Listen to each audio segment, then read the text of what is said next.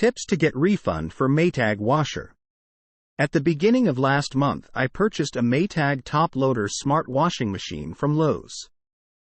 The day after installation, it was getting stuck between cycles, so they came and replaced it with a new unit.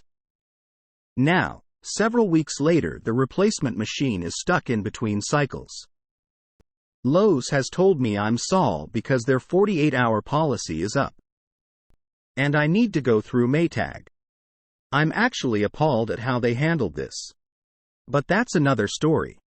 I had to sit on the phone for hours to get through to Maytag and wait over a week just to have a technician come to my house and look at the machine. They're supposed to come tomorrow to look at the machine. I have 3 kids and can't go weeks at a time without a washing machine. I also have no interest in ever purchasing a pricey appliance from Lowe's again due to their abysmal customer service during this nightmare. Is there anything I can do or say to get a refund from Maytag so I can buy a different machine at a different retailer and move on? I'm a new homeowner and don't have much experience purchasing things like this or dealing with repairs.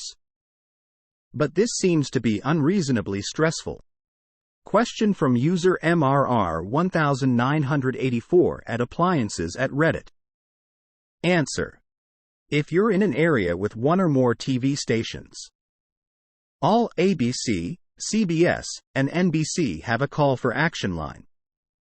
It's remarkable how a corporation changes their mind when the treat of being on the 6 p.m. news happens.